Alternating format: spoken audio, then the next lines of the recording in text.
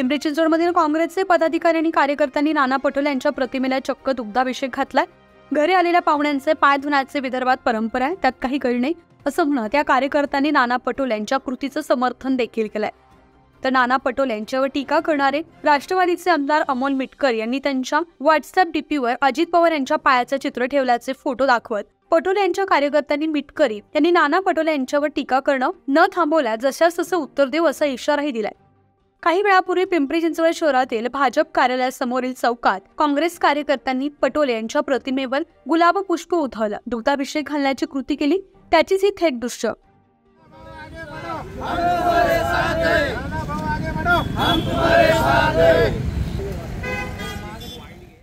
आमच्या अंतकरणापासून आम्ही त्याला देवत मानतो। आमच्या कुठल्याही पोस्टवर देवत निघतं।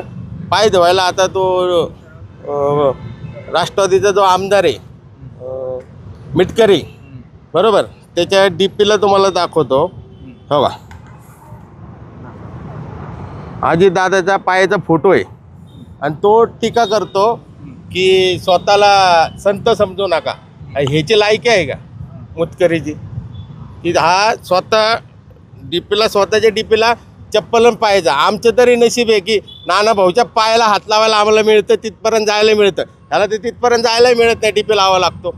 हा काय स्वतःला एवढा मोठा समजतो? ते नाना भाऊने असे कितीतरी कार्यकर्ते असे घडवलेत आमच्यासारखे। आता फक्त आज फोटोला अभिषेक केला। नाना भाऊ ज्या दिवशी भेटते ना आम्हाला, त्या दिवशी दुधाने आंघोळ घालणार नाना भाऊंची। पण मग भाजप एकीकडे आक्रमक होताना दिसतंय। त्यांनी जोडीमार आंदोलन केलं, चिखल लावण्याचं आंदोलन केलं। भाजप विरोधात तुमचं आंदोलन आहे, मिटकर विरोधात आंदोलन आहे, काय नेमकं सांगायचं आहे त्यांना? नाही, भाजपला एक आता जी खासदारकी झाली त्याच्यात त्यांचा पराभव झालेला आहे, त्यांच्या जिव्हारी लागलेला आहे। कारण की हे खूप हवेत होते की शरद पवार साहेब असतील, उद्धव साहेब असतील, नानाभाऊ असतील की घरोघरी जाऊन लोकांना निवडून आणलेत, गोरगरीब कार्यकर्ते घडवले, त्यांच्या जिव्हारी लागलेले आहेत। त्याच्यामुळं एक बाबा नानाभाऊला बदनाम कसं करायचं, तर ही संधी साधू। आता ज्यांनी पाय धुतले त्याला काय अडचण नाही। आमच्या विदर्भात परंपरा आहे, पाहुणे आले की त्यांचा पाय धुवून पाय पुसतात, ही परंपरा आमच्या विदर्भात।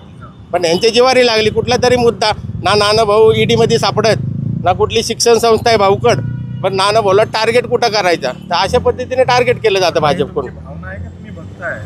हा ना, माझे देवत आहेत। नानाभाऊसाठी मी काही करू शकतो, कारण माझ्यासारखे अनेक कार्यकर्ते त्यांनी घडवले। भाजपला आणि राष्ट्रवादीला या निमित्तानं तुम्हाला आम्हाला एकच सांगायचं की बाबा नानाभाऊंसारखे तुम्ही आयुष्यात होऊ शकत नाही। की शेतकऱ्यांसाठी एकमेव नानाभाऊ आहेत की खासदारकीचा राजीनामा केंद्रात सरकार असताना, राज्यात सरकार असताना शेतकऱ्यांसाठी राजीनामा त्यांच्या तोंडावर फेकून शेतकऱ्यांच्या बाजूला उभं राहणारे एकमेव नानाभाऊ आहेत। मग हे नानाभाऊंची बरोबरी करू शकत नाही। अन्यथा मिटकरीने जर अजून जर कुठल्या गोष्टीचे अशी चुकीचे स्टेटमेंट केले तर मिटकरी आणि आम्ही आहेत, जसेचं तसं उत्तर द्यायला आम्ही तयार आहेत।